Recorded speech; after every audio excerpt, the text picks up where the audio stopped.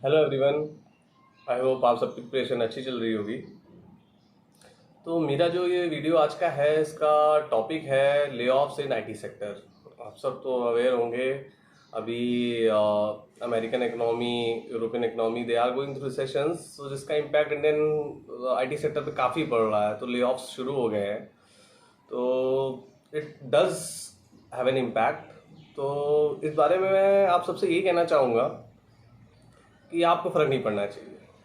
आप preparation phase में हैं, तैयारी कर रहे हैं, ले-ऑफ्स का आपसे कोई लेना देना नहीं है। आप जिस जहाँ तक मुझे लगता है, ये वीडियो जो लोग भी देख रहे हैं और जो लोग आईटी सेक्टर में जॉब कर रहे हैं, उसके साथ साथ प्रिपरेशन कर रहे हैं, ये उनके लिए वीडियो बहुत ही हेल्पफुल होगा।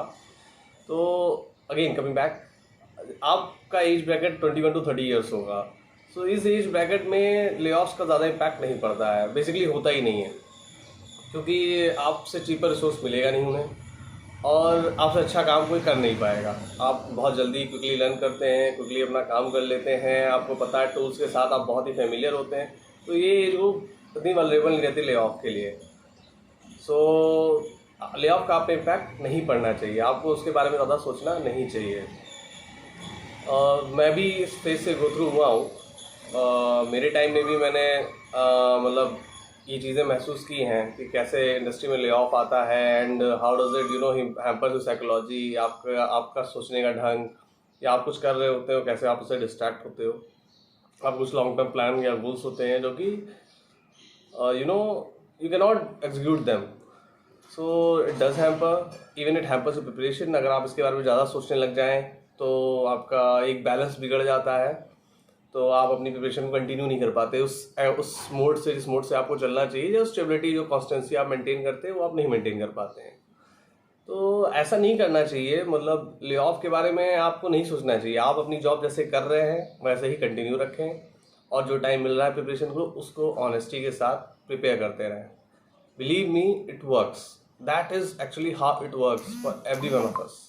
How people get selected along with the job, that is how it is. They just don't care what is happening, because if you start caring you won't be able to focus. And जैसा कि मैंने कहा, आपकी age group ऐसा है कि आप पे कोई खास इम्पैक्ट पड़ने वाला नहीं है। आप अपना ऑनेस्टी के साथ, जैसे रिजेंटली जैसे आप काम करते आ रहे हैं, करते रहिए, अपनी तैयारी करते रहिए। और जो लोग फुल टाइम प्रिपेयर कर रहे हैं उनका तो ले ऑफ से कोई लेना देना है ही नहीं है, तो वो तो अपनी तैयारी ऐसे कंटिन्यू रखें। तो अच्छा, ये जो ले ऑफ्स है, ये एक तरह का मोटिवेशन की तरह भी काम करता है। ये आपको मोटिवेट करता है, क्योंकि बहुत से लोग क्यों निकलना चाहते हैं आईटी सेक्टर से, और बैंक या इंश्योरेंस या पीएसयू जॉब्स में क्यों आना चाहते हैं? वो स्टेबिलिटी चाहते हैं। वो एक तरीके से ये high volatility, that is high growth and then layoffs, इस वोलेटिलिटी का पार्ट नहीं बनना चाहते। People have their own preferences. शायद मैं भी उनमें से एक था क्या, शायद हूँ, there is nothing surety, but या even I don't want to face that volatility. लेकिन हाँ, अब इतने एक्सपीरियंस के बाद एक बात समझ में आती है कि वो जो ले ऑफ है या वोलेटिलिटी है, वो एक कॉस्ट है। कॉस्ट इन द सेंस, कोई इंडस्ट्री ऐसी नहीं है जो इतनी जल्दी आपको ग्रोथ दे जितनी तेजी से आईटी इंडस्ट्री दे सकती है आज के टाइम में। हम जिस फेज से गो थ्रू कर रहे हैं, जो आज का टाइम है, उसमें आईटी इंडस्ट्री सबसे तेज़ी से ग्रोथ देती है, तो उसकी कॉस्ट तो होगी ही। क्योंकि ऐसा तो आप भी जानते हैं, जहाँ पे ज़्यादा ग्रोथ होती है वहाँ पे कुछ ना कुछ कॉस्ट होती है, ट्रेड ऑफ होता है। जो स्टेबल होता है वहाँ पे, जो स्टेबिलिटी होती है वहाँ पे, चीज़ें उतनी आपको ग्रोथ नहीं मिलेगी। एक डिसेंट सी, एक कॉन्स्टेंसी लेवल मेंटेन रहेगा। शायद आप उसमें फ्रस्ट्रेट भी होने लगते हैं, या जो भी कह सकते हो, लेकिन ये कॉस्ट है, ट्रेड ऑफ है ले ऑफ। तो it is a part of life. अगर आप ये बात समझिए, अगर आपको बहुत कम समय में बहुत तेज़ी से आगे जाना है, तो ये कॉस्ट एक है जो आपको, ये रिस्क है एक तरीके से, जिसको आपको मैनेज करना है। That is basically risk management. तो इसके बारे में ज़्यादा इससे नहीं डरना चाहिए मेरे मायने से। ये एक तरह का फियर भी है, इसको ओवरकम करना चाहिए। ज़्यादा डरना हानिकारक हो सकता है, और मे बी आपको इसका सामना करना चाहिए। इसका सामना करेंगे, आपको उसका बेनिफिट भी मिलेगा। और रही बात स्टेबिलिटी की और इसकी, तो हम मैं कहूँगा, हम जिस जनरेशन के हैं और जो फेज़ अभी चल रहा है इंडस्ट्री में और सब जगह, अब एक चीज़ जो बहुत मायने रखती है और जो सच है, वो है बी स्टे अपडेटेड। अगर तुम्हें आईटी इंडस्ट्री में भी ग्रो करना है, अपना अपने पैकेज को बढ़ाना है, या अपनी जॉब मेंटेन भी रखनी है, तो आपको अपडेटेड रहना है। Now the same thing is with the PSU jobs. अब आप ये नहीं कह सकते कि बस आए, नौकरी लग गई, अपना काम किया, अपने घर चले गए, फिर अगले दिन आए काम। ये एटीट्यूड अब यहाँ भी नहीं चलने वाला है, because we are moving towards privatisation. Privatisation सच है, हो रहा है। अब इंडस्ट्री इस फेज से गो थ्रू कर रही है, हम सबको अपडेटेड रहना पड़ेगा। It is no more an option, it is more than like it's compulsory now, and if you don't go through it you won't survive. तो सर्वाइवल ही इस पे अब डिपेंड करता है।